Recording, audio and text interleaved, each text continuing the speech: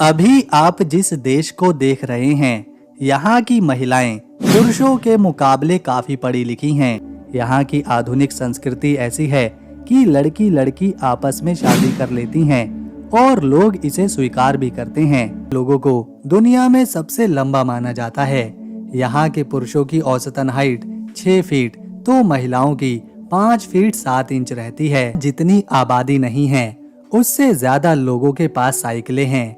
हालांकि इनके पास पैसों की कोई कमी नहीं, लेकिन यहाँ के लोग अपने ऑफिस, बाजार या फिर रिश्तेदारों के घर भी साइकिल से ही मिलने जाते हैं। पिछले कुछ सालों में यहाँ दुनिया भर के पर्यटकों की संख्या लगातार बढ़ती जा रही है। हर साल 2 करोड़ से ज्यादा सैलानी इस देश को देखने और घूमने आते हैं, जिसके पीछे की वजह है इसकी प्राकृतिक सुंदरता, ऐतिहासिक इमारतें, लोगों का शांत और दोस्ताना स्वभाव। यहाँ साल 2000 में देह व्यापार को कानूनी रूप से मान्यता दे दी गई थी, जिसके बाद जो महिलाएं इस काम को यहाँ करती हैं उनको लाइसेंस बनवाना पड़ता है और फिर उनके स्वास्थ्य से लेकर सुरक्षा सब कुछ यहाँ की सरकार संभालती है। बदले में सरकार इन महिलाओं से टैक्स भी लेती है, जैसे दूसरे काम करने वाले लोगों से टैक्स लिया जाता है। यहाँ की कॉफी शॉप जो होती हैं उनमें भांग तक बिकती है। एक इंसान 5 ग्राम तक इसे खरीद कर पी सकता है। इस देश में सड़कों से ज्यादा नहरें बहती हैं। जिस तरह सड़कों पर बसें चलती हैं, ठीक उसी तरह यहाँ की नहरों में पानी पर बसें चलती हैं, जिसे वाटर बस कहा जाता है। किसी ऊंचाई वाली जगह से देखने पर पता चलता है कि ये देश समुद्र तल से काफी नीचे है। यहाँ की सड़कों पर भीड़ तो होती है, लेकिन शोर शराबा सुनाई नहीं देता। लोग साइकिल चलाते हैं, गाड़ियां बहुत कम, और जो गाड़ियां चलाते भी हैं वो इलेक्ट्रिक होती हैं। यहाँ की ऐतिहासिक इमारतें, मीलों दूर तक फैले फूलों से भरे खेत, आसमान में चलती पवन चक्कियां जो हर किसी को आकर्षित करती हैं। ये है नीदरलैंड। वीडियो में हम जानेंगे ये देश कहाँ है, इसके पड़ोसी कौन हैं, यहाँ की जनसंख्या, धर्म, पैसे, राजधानी, लोगों की शिक्षा, जीवन शैली, खान पान, राष्ट्रीय पशु पक्षी, नोबेल पुरस्कार और कुछ बेहद ही सुंदर जगह। लेकिन उससे पहले आपसे एक ही रिक्वेस्ट है, अगर आप वीडियो को एक लाइक करेंगे और चैनल को सब्सक्राइब करेंगे तो हमारे पूरे दिन की मेहनत सफल रहेगी। नीदरलैंड की राजधानी एम्स्टर्डम, जो देश का सबसे बड़ा और सबसे जीवित शहर है, इसका इतिहास 12वीं शताब्दी से शुरू होता है, जब ये एक छोटा सा मछली पकड़ने वाला गांव था। एम्स्टर्डम का नाम एम्स्टेल डैम से आया है, यानी एम्स्टेल नदी पर बना बांध। 13वीं शताब्दी में इसने व्यापारिक केंद्र के रूप में उभरना शुरू किया था। 17वीं शताब्दी, जिसे डच गोल्डन एज कहते हैं, इस शहर के लिए सबसे शानदार समय था। इस दौरान नीदरलैंड दुनिया की सबसे बड़ी समुद्री और व्यापारिक ताकत बन चुका था। एम्स्टर्डम की लहरें, जो आज यूनेस्को की विश्व धरोहर हैं, इसी समय बनाई गई थी। डच ईस्ट इंडिया कंपनी, जो कि दुनिया की पहली मल्टीनेशनल कंपनी थी, उसका मुख्यालय भी यहीं था। एम्स्टर्डम ने भारत, इंडोनेशिया और अफ्रीका तक व्यापार किया और दुनिया का सबसे अमीर शहर बना। 18वीं और 19वीं शताब्दी में फ्रांसीसी और नेपोलियन के कब्जे ने इस शहर को प्रभावित किया, लेकिन 1814 में नीदरलैंड ने आज़ादी हासिल करी। आज ये शहर एक सांस्कृतिक, वित्तीय और पर्यटन का केंद्र है। इसकी नहरें, रिक्स म्यूजियम और ऐतिहासिक इमारतें हर साल लाखों पर्यटकों को आकर्षित करती हैं। नीदरलैंड की साक्षरता दर 99% की है, यानी यहाँ के नागरिक पढ़े लिखे होते हैं। यहाँ की शिक्षा प्रणाली बहुत ही मजबूत है। 4 से 12 साल तक के बच्चों को शिक्षा देना अनिवार्य है। डच स्कूलों में अंग्रेजी, विज्ञान और तकनीक की शिक्षा पर जोर दिया जाता है। नक्शे पर देखें तो नीदरलैंड पश्चिमी यूरोप में मौजूद है। इसका बड़ा हिस्सा उत्तर सागर के किनारे दिखाई देता है। देश का जो हिस्सा समंदर तल से नीचे है उसे पोल्डर कहते हैं। नीदरलैंड केवल अपना बॉर्डर 2 देशों के साथ शेयर करता है, एक जर्मनी से जो पूर्व की दिशा में है और दूसरा बेल्जियम से जो दक्षिण की दिशा में है। क्योंकि नीदरलैंड सिर्फ 41,000 स्क्वायर किलोमीटर में ही फैला हुआ है, जबकि यहाँ 1 करोड़ 80 लाख से ज्यादा लोग रहते हैं, जिस वजह से यहाँ पॉपुलेशन डेंसिटी काफी ज्यादा है। जमीन कम पड़ रही है और लोग ज्यादा हैं। इसके लिए यहाँ के लोगों ने एक नया तरीका निकाला है कि देश में नहरों की कोई कमी नहीं है, तो लोगों ने ऐसी नाव, ऐसी बोट्स बनाना शुरू करी हैं जो कि एक घर की तरह हैं। ये हाउस बोट कहलाती हैं। लोग इनमें रहते हैं और इनके घर नहरों पर तैरते रहते हैं। ऐसा ज्यादातर राजधानी एम्स्टर्डम में देखने को मिलता है। यहाँ पर ये तैरने वाले घर तेजी के साथ बढ़ रहे हैं। नीदरलैंड में आपको एक और खास चीज देखने को मिलेगी, जो है यहाँ का सोलर रोड। ये सड़क बिजली पैदा करती है।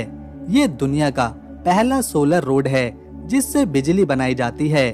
इस सड़क पर सिर्फ साइकिल ही चलाई जाती हैं। नीदरलैंड में सबसे ज्यादा डच भाषा बोलने वाले लोग हैं और डच यहाँ की ऑफिशियल लैंग्वेज भी है। इसके अलावा फ्रिस्क, इंग्लिश, जर्मन और फ्रेंच भी यहाँ के लोग बोलते हैं। ये देश इतना सुंदर और शांत है कि हर साल 2 करोड़ से ज्यादा टूरिस्ट यहाँ पर सिर्फ घूमने और अपनी छुट्टी बिताने आते हैं। नीदरलैंड के लोगों को बिल्लियों से बहुत प्यार है। ये प्यार इतना ज्यादा है कि एम्स्टर्डम में बिल्लियों का एक म्यूजियम भी है। इसे द कैट म्यूजियम कहा जाता है या फिर कैटन कैबिनेट। इसमें बिल्लियों की बहुत सी पेंटिंग्स, स्कल्पचर, आर्ट्स और बहुत कुछ देखने को मिलता है। देश में जगह जगह पवन चक्की लगी हुई है, खास तौर पर किंडरचिक और जानसे स्कंस के इलाकों में।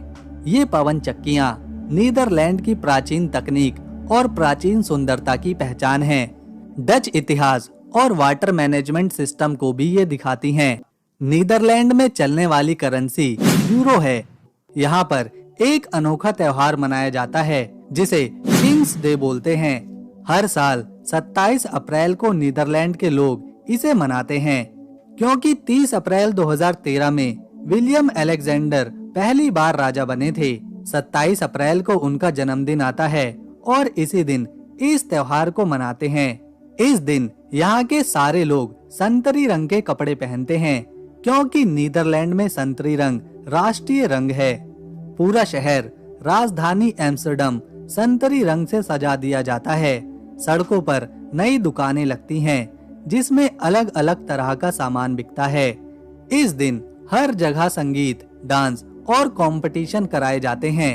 लोग नहरों के किनारे बोट्स पर पार्टी करते हैं।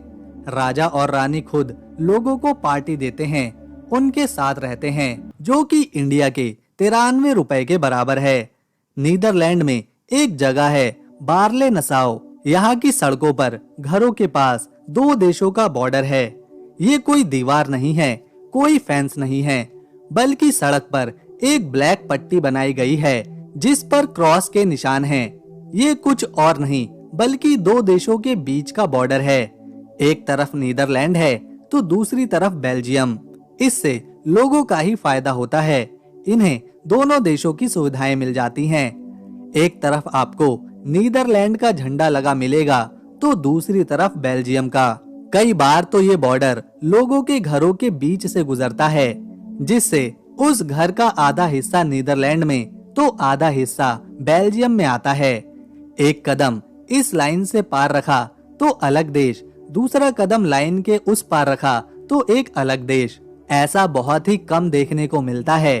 कुछ सेकंड में आप एक देश से दूसरे देश में जा सकते हैं, बस एक कदम बढ़ाने की जरूरत है। ये जगह टूरिस्टों के लिए काफी आकर्षण का केंद्र रहती है।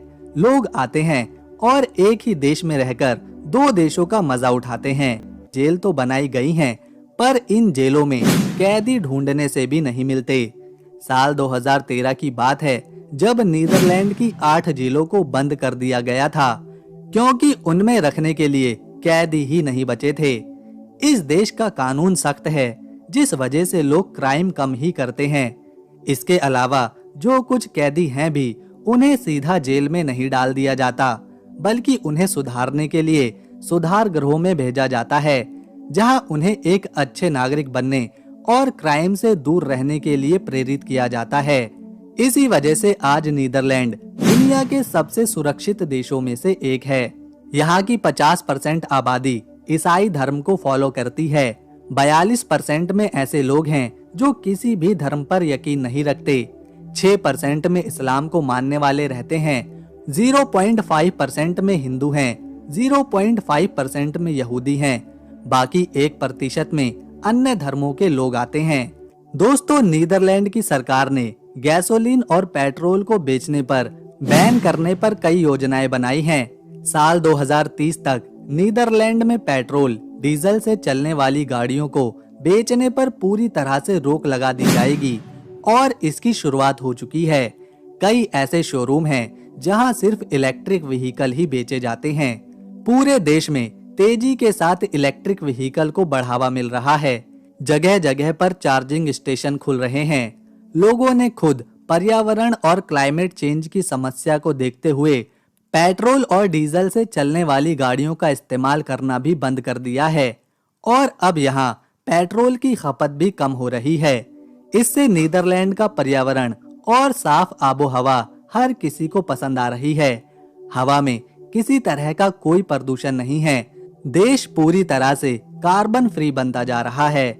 2030 तक इस देश में सभी पेट्रोल डीजल की गाड़ियों पर बैन लगने वाला है, जिसके लिए लोग पूरी तरह से सहमत हैं और खुद उन्होंने इसका इस्तेमाल करना बंद कर दिया है। राजधानी एम्स्टर्डम अपनी नहरों के लिए भी जानी जाती है। इस शहर की खूबसूरती, इमारतें, पुरानी बिल्डिंग्स और साफ नहरें इसे और खूबसूरत बना देती हैं। ये नहरें इतनी कमाल की हैं कि यूनेस्को ने इन्हें अपनी वर्ल्ड हेरिटेज साइट्स में भी शामिल किया हुआ है। लोग छोटी छोटी बोट्स का सफर करते हैं जिससे पूरे शहर को देखा जा सकता है। ये नहरें शहर के हर कोने से जुड़ी हैं, मानो ये कोई सड़कों के नेटवर्क की तरह हो। दोस्तों, इस देश की फिलिप कंपनी पहली बार 1967 में ऑडियो टेप लेकर आई थी। इसके बाद 1972 में इन्होंने वीडियो टेप बनाया और फिर 1982 में सीडी और तो और 1985 में सीडी रोम का आविष्कार भी यही हुआ था। अब तक नीदरलैंड ने 6 नोबेल प्राइज अपने नाम किए हैं। साल 1976 में विलियम फ्रेडरिक ने लिटरेचर में नोबेल प्राइज जीता था। इससे पहले साल 1953 में फ्रिट्ज जर्निक ने फिजिक्स में नोबेल प्राइज जीता। इन्होंने फेज कॉन्ट्रास्ट माइक्रोस्कोपी टेक्निक बनाई थी। इससे भी पहले 1901 में वॉन हॉफ ने केमिस्ट्री में नोबेल प्राइज जीता था। इन्होंने लॉ ऑफ केमिकल डायनामिक्स और ऑस्मोटिक प्रेशर की खोज करी थी। साल 1987 में टॉनी हॉफनेट ने शांति के लिए ये पुरस्कार जीता और 1969 में जैन टिनबर्गन और रेंजर फ्रिश को इकोनॉमिक्स में नोबेल प्राइज मिला था। इससे पता चलता है कि नीदरलैंड के लोग कितने ज्यादा पढ़े लिखे और नई नई चीजों को खोज करने में दिलचस्पी रखते हैं। नीदरलैंड का एक बड़ा हिस्सा नॉर्थ सी से लगा हुआ है, जहाँ के समंदर के किनारे बेहद ही खूबसूरत नजर आते हैं। लोग यहाँ भारी संख्या में आते हैं, मौज मस्ती करते हैं, घंटों समय बिताते हैं। यहाँ पर सूरज को डूबते हुए देखना वाकई में लाजवाब रहता है। नीदरलैंड अपने सुंदर फूलों के लिए भी प्रसिद्ध है। यहाँ फूलों की खेती सबसे ज्यादा करी जाती है और दुनिया भर में सबसे बड़ा देश है नीदरलैंड, जो फूल निर्यात करता है। खासकर ट्यूलिप को यहाँ पर सबसे ज्यादा एक्सपोर्ट किया जाता है। 17वीं शताब्दी में ट्यूलिप फूलों का निर्यात डच की अर्थव्यवस्था का बड़ा हिस्सा था और आज भी है। यहाँ का लिस्से एरिया और कियोकेनहॉफ गार्डन दुनिया का सबसे बड़ा ट्यूलिप उगाने वाला गार्डन है। इसके अलावा इस देश में दुनिया का सबसे बड़ा फ्लावर ऑक्शन भी होता है। यहाँ से रोजाना करोड़ों फूल बेचे जाते हैं। ट्यूलिप, गुलाब, लिली इसमें शामिल हैं। दुनिया का 60% फूलों की जरूरत यहीं से पूरी होती है। अमेरिका, ब्रिटेन, फ्रांस, जर्मनी इससे फूल खरीदने वाले बड़े देश हैं। यहाँ फूलों की खेती एडवांस मशीनों से होती है। फूल उगाने के लिए नई टेक्नोलॉजी का इस्तेमाल किया जाता है, जिससे ज्यादा से ज्यादा फूल उगाए जा सकें। ये है द हैग। ये शहर नीदरलैंड की सरकारी राजधानी है, जहां सरकार, संसद और राजा का ऑफिस है। द हैग का इतिहास बहुत पुराना है, जो 13वीं शताब्दी से शुरू होता है। 1230 में एक राजा ने यहाँ शिकार के लिए एक छोटा महल बनवाया, जिसके बाद बैनहॉफ नाम का एक बड़ा महल बना। आज ये महल संसद का घर है और शहर की सबसे खास जगह भी। 16वीं सदी में द हेग ने नीदरलैंड की आजादी की लड़ाई में बड़ी भूमिका निभाई थी। उस समय विलियम ऑफ द ऑरेंज नाम के नेता ने यहाँ से स्पेन के खिलाफ लड़ाई लड़ी। 19वीं सदी में द हेग दुनिया भर में मशहूर हुआ क्योंकि 1899 में यहाँ शांति के लिए पहली बड़ी मीटिंग कराई गई। इस मीटिंग ने दुनिया में शांति के लिए नए कानून और रास्ते खोले। आज द हेग को शांति की राजधानी कहते हैं। ये शहर समुद्र, हरियाली और संस्कृति का शानदार मिश्रण है। द हेग का स्केवेनिंगेन बीच बहुत ही मशहूर है। गर्मियों में लोग यहाँ समुद्र, रेत और धूप का मजा लेने आते हैं। बीच पर एक बड़ा पियर और फेरिस व्हील है जो शहर को और मजेदार बनाता है। द हेग में छोटी छोटी नहरें हैं जो बहुत शांत और सुंदर लगती हैं। शहर में हरे भरे पार्क भी हैं जैसे हाक्से बोस और क्लिंगडन गार्डन। क्लिंगडन गार्डन का जापानी गार्डन जो 1910 में बना, अपनी शांति और खूबसूरती के लिए जाना जाता है। द हेग कला के शौकीनों के लिए भी खास है। द हेग की सड़कों पर साइकिलों का राज है जो डच लोगों की जिंदगी का हिस्सा है। शहर में शांति पैलेस बहुत खास है जो 1913 में बना और आज भी शांति की मिसाल है। यहाँ की यात्रा आपको दुनिया के लिए नीदरलैंड के योगदान को समझने का मौका देती है। द हेग में हर मौसम में कुछ नया और मजेदार देखने को मिलता है। ये है उट्रेस्ट। ये शहर नीदरलैंड के बीचों बीच बसा है और इसे देश का दिल कहा जाता है। उट्रेस्ट का इतिहास 2000 साल पुराना है, जब रोमन लोगों ने 47 ईस्वी में यहाँ एक किला बनाया था। ये किला राइन नदी के किनारे था और आज भी इसके अवशेष देखे जा सकते हैं। मध्य युग में उट्रेस्ट एक बड़ा धार्मिक केंद्र बना। 8वीं सदी में सेंट विलीबोर्ड ने यहाँ ईसाई धर्म को फैलाया, जिसके बाद ये शहर नीदरलैंड का सबसे बड़ा बिशप शहर बन गया। शहर का सबसे मशहूर लैंडमार्क है डोम टावर, जो 14वीं सदी में बनाया गया था। ये 112 मीटर ऊंचा टावर नीदरलैंड का सबसे ऊंचा चर्च टावर है। 1674 में एक तूफान ने डोम चर्च का हिस्सा तोड़ दिया, लेकिन टावर आज भी खड़ा है।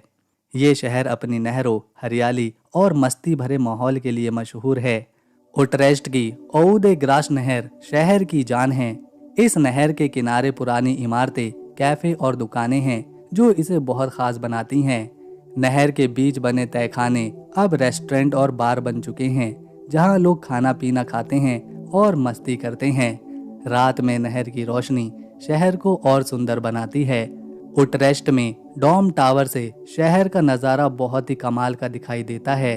465 सीढ़ियां चढ़कर आप पूरे शहर को देख सकते हैं। दोस्तों, नीदरलैंड में एक गांव है जो पूरी तरह से नदियों, नहरों के बीच बसा हुआ है। इसका नाम है ज़िएथॉर्न। यहाँ की प्राकृतिक सुंदरता देखने योग्य है। पर्यटक यहाँ आते हैं। नहरों के बीच बसे इस खूबसूरत गांव में शांति का एक अलग अनुभव करते हैं। ये गांव इतना खूबसूरत है मानो किसी परियों की कहानी का एक हिस्सा हो। वैसे तो यूरोप में कई बंदरगाह हैं, लेकिन नीदरलैंड का रॉटरडम बंदरगाह यूरोप का सबसे बड़ा बंदरगाह है। ये बंदरगाह समंदर से 40 किलोमीटर तक लगा हुआ है। रॉटरडम से जर्मनी, फ्रांस, यूके और बेल्जियम तक बड़ी मात्रा में सामान पहुंचाया जाता है। अटलांटिक महासागर और यूरोप के अंदर की मार्केट के बीच में उन्हें जोड़ने वाला ये एक खास गेट है। इसे एडवांस इंफ्रास्ट्रक्चर के साथ डिजाइन किया गया है, जिसमें डीप वाटर टर्मिनल और एफिशिएंट ट्रांसपोर्ट नेटवर्क शामिल हैं। रॉटरडम बंदरगाह नीदरलैंड की अर्थव्यवस्था का एक बड़ा सेंटर है, जहां से करोड़ों टन का माल हर साल इंपोर्ट और एक्सपोर्ट किया जाता है। इसके अलावा ग्लोबल शिपिंग इंडस्ट्री में भी यह अपनी अहम भूमिका निभाता है। नीदरलैंड में जिस तरह फूलों की खेती होती है, ठीक उसी तरह यहाँ बड़ी संख्या में भेड़ें पाली जाती हैं। उनका ऊन, मीट बेचकर इन्हें काफी फायदा होता है। इस देश में ऐसे कई फार्म हैं जो सिर्फ भेड़ पालन करते हैं। बड़ी बड़ी फैक्ट्रीज हैं जहां इनके मीट और ऊन की प्रोसेसिंग करी जाती है। इस सेक्टर से भी यहाँ की अर्थव्यवस्था का एक बड़ा हिस्सा आता है। मेहनत और इन्फॉर्मेशन पसंद आई तो इसे एक लाइक दें, शेयर करें और चैनल को सब्सक्राइब कर बेल आइकन ज़रूर दबाएं ताकि आने वाली नई वीडियो कभी न मिस हो। हम मिलेंगे नेक्स्ट वीडियो में, तब तक के लिए नमस्कार, अपना ख्याल रखें।